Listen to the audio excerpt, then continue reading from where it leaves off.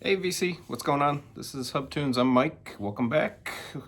Um, gonna do a vinyl finds for what is it? February.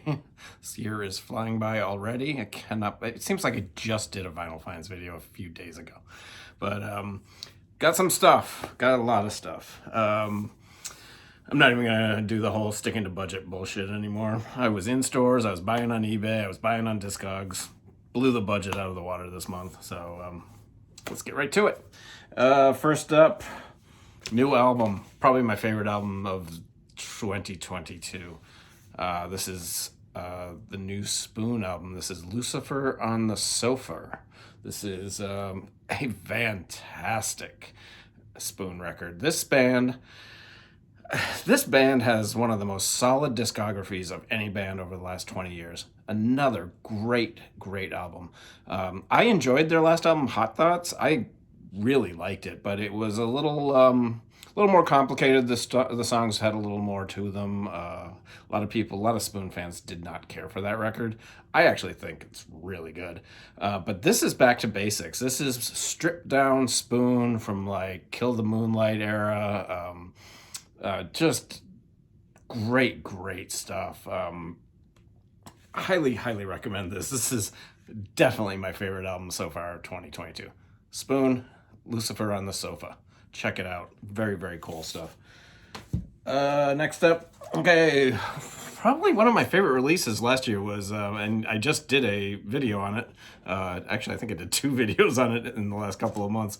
Is Black Country New Road, and their debut album was one of my favorites of 2021. This is their follow-up. This is their sophomore release, and it is called. Jesus, I don't even remember what it's called. Ants from Up There. It's a really interesting release. I'm still on the fence about it. I've seen a lot of reviews and people are just raving about it.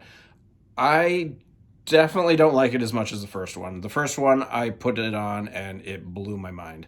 On the very first listen, I was like, holy crap, this thing is great. This one, I'm on about my fourth listen, and I'm still absorbing it.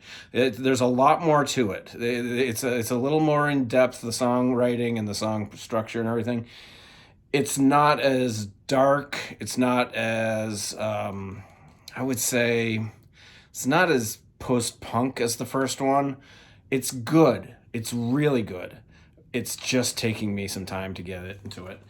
This is double vinyl. It's just black vinyl. Some cool artwork. Definitely worth the listen. I definitely recommend it. It's taking me a little bit. Maybe by the end of the year, when I do my year in review, this will be up near the top. It's a very interesting record. Super sad that the lead singer of the band he's already left the band due to mental health reasons. So hopefully he's doing well, and maybe someday could return. They are planning on continuing without him. So we'll see how that goes. But I am looking forward to seeing them live in the future. I hope they tour this summer, but with with what's going on with the band and everything, who knows what their schedules are going to be. But this is Black Country New Road, their second record, Ants Up There. This is a Steve Carlson recommendation. Steve has done it again. This is a band I'd never heard of. He showed this on one of his early morning shows, and I was like, well, that sounds interesting. So I picked it up, and this is There's a New Dawn, and I believe the album is called There's a New Dawn. It's also the name of the band, and I put this on, and I literally thought this was a band and a new record that came out this year. I really did. I thought this was like a new psych band that had just released their first album. This is actually from 1970. I had never heard of this band. I'd never seen this album or heard this album. It is great. There's 12 great psych songs on here. The original, the band is called The New Dawn, and it's just Bill, Larry, Dan, Bobby, and Joe. It's on Jackpot Records. This is a reissue. It's got some nice artwork, and it tells the whole story of the band. It is on a funky, bluish, marbly kind of thing.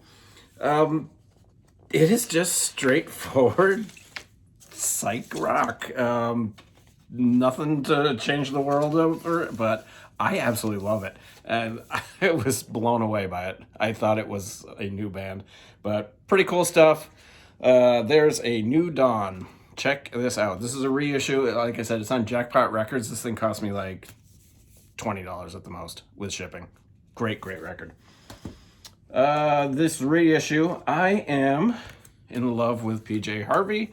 This is probably my second favorite PJ Harvey record, although I like them all. This is probably number 2, maybe even number 1 some days. This is Let England Shake. She's doing an absolutely fantastic job of reissuing her discography on vinyl. I had this. I've had all her stuff on CD before my CD purge. This was just a great record. I absolutely love this. My record store did not get the demo disc in, and I don't know if any record stores got them because I haven't seen anyone talking about the demo discs. But my store did not get them in. He has them on order, and he's going to put one on hold for me. But I love the way PJ Harvey is doing her reissues. You get the remastered vinyl of the original, and then you get a separate disc. You can buy it, or you don't have to buy it. It's all up to you, of demos from the album. And the demos have been spectacular. I really like the demos. So Let England Shake, PJ Harvey. She's also in the studio recording a new album. Hopefully it'll be out by the end of the year, maybe. It'd be great. I'd love new music from PJ Harvey. This is probably my second favorite new release of 2022. 2022 is off to a really good start as far as new music goes. I mean, between the Spoon album and this is Eels. E is the lead singer and curator of the whole project. They have been around for decades. This is a great record. He makes a lot of records, puts out a lot of music. He does some solo stuff. He does everything under Eels. This thing blew me away. It is a wonderful record. This guy can write a pop song like nobody else. I mean, it's just a fun record, sarcastic lyrics, funny humor. It's just a great record. Comes with a little artwork thingy, and I just got the black vinyl version. I didn't need the there's a deluxe. I think Mazzy might have shown that. Somebody else showed it too, which is great. I mean, it's a great piece of artwork, but I just didn't need it in the budget. I was a little upset though. Got a seam split. I don't return records for seam splits like that. I don't know. If I had bought it local, I probably would have returned it, but I ordered it through their website, so did not get it returned. Just pop psych, fun stuff. Great record. Eels. Oh, did I say the name of it? What is it? It is Extreme Witchcraft. Really good record. One already off to a great start in 2022. The rest is jazz. So, jazz people, if you don't want to hang around, you don't have to. I picked up the new Tone Poets. This is my favorite of the two. Well, here's the other one. I'll show them both at the same time. Stanley Turrentine and Joe Pass. I'll start with Stanley Turrentine. I like Stanley Turrentine a lot. I think he's a little, what's the word? Canned? No, canned's not the word. I think he can be a little vanilla, maybe. This one kind of falls into that category. I like a lot of his records. This one, I don't know. Something about it just doesn't hit me. It doesn't have that oomph that I really look for in a bop record. Terrific lineup. Stanley Turrentine, Blue Mitchell, James Spaulding, Pepper Adams, Grant Green, McCoy Tyner, Bob Crenshaw, Mickey Roker. Fantastic record. But this is a Tone Poet that kind of just doesn't do it for me. This one, on the other hand, this is Joe Pass for Django. This is my wheelhouse. This is absolutely fantastic. This is Joe Pass, who is not the flashiest jazz guitarist. He's good. I have one other record of his, but it didn't really do anything for me. This is great. This is one of the best tone poets. I absolutely love this. This is right in my wheelhouse. This is all music by Django Reinhardt. It's on Pacific. I'm loving these Pacific tone poets. This is good. This is nice because there's actually two guitarists on here. It's Joe Pass and I want to get the guy's name right. John Pisano. So the two of them take the guitar work and do a terrific job on this. I'll tell you who else is on here. It's Joe Pass, John Pisano, Jim Hugert, and Colin Bailey. And between the two guitars, of course it takes two guitarists to do Django Reinhardt, but absolutely beautiful sounding tone poet. Some people, I saw some reports that people got bad copies. I didn't. I never received a bad tone poet. I've never received a bad classic series record either. I just got lucky, I guess. I don't know. Next up, one of my favorites. This is the new album from the Delvon Lamar organ trio. This is Cold as Weiss, named after their drummer. Straightforward, funky soul, jazz, rock. It's a fun record. All his records are fun. This was a nice surprise because he just put out a record less than a year ago. And to get this right away is really awesome. And if you ever get a chance to see them live, go have a fun time. They play for hours and they rock. Absolutely rock. They blow the roof off the place.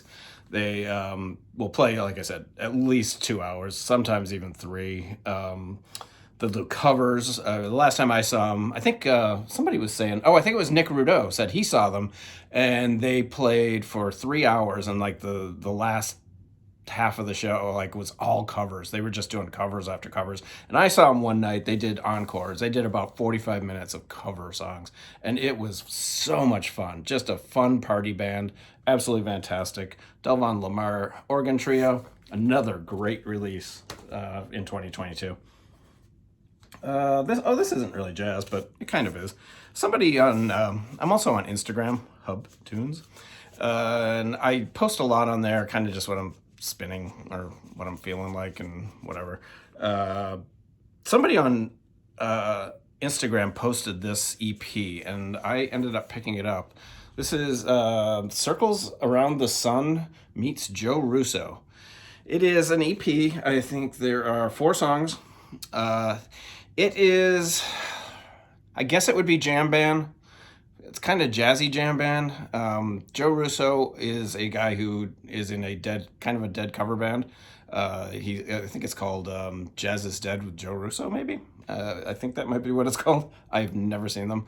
But I have seen Joe Russo with Benevito and Russo duo from, I saw them live many times, probably in the 90s. Great duo of just jazz rock, kind of in the same vein as Medeski, Martin, and Wood. And this might also fall into that category of Medeski, Martin, and Wood, kind of that just jazzy rock. Interesting band. I've actually listened to a couple of their other records since picking this one up. Don't like them as much. They are definitely more jam band oriented. This one, jam band, but really with the funky organ is... funky organ. Really, really, really interesting. So cool stuff. Next up, I picked up the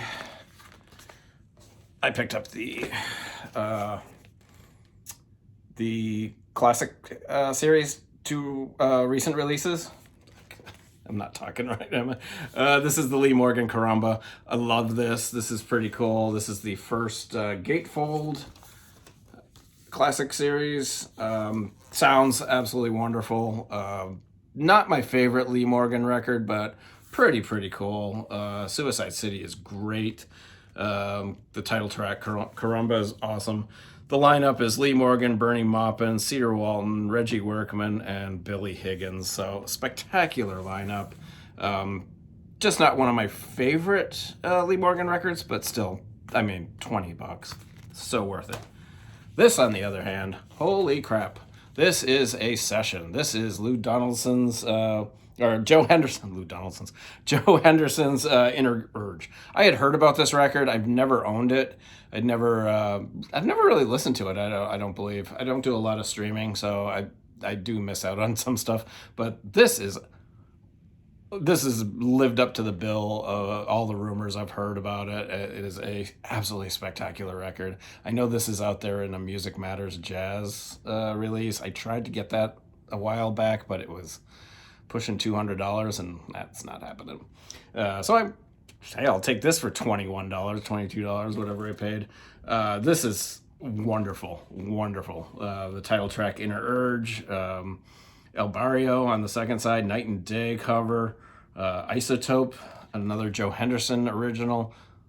Awesome, just awesome stuff. Joe Henderson on tenor, McCoy Tyner on piano, Bobby Crenshaw on bass, and Elvin Jones on drums. I'll be honest, McCoy Tyner on this is absolutely spectacular. He really carries this record, and it is wonderful. Elvin Jones has a couple of really good moments too. This thing smokes. I'm absolutely thrilled with this. And for $22, whatever I paid, cannot beat that. And that's about it for February. And I have nothing coming in the mail. And so that's about it. Let me know what you guys are buying and listening to. See what the new releases you guys are all listening to in 2022. We're only 2 months in, and I am thrilled with the Spoon album and the Eels album and the new Delvon Lamar. I am psyched for new music, and it's going to be a great summer of live music here in Chicago. I have tickets for, I think, 8 or 9 concerts in the next couple months, so we'll be doing some concert reviews and few other things along the way, see what else, contest entries. Talk to you soon. Questions, comments, snide remarks down below in the comment section. Take care, everyone.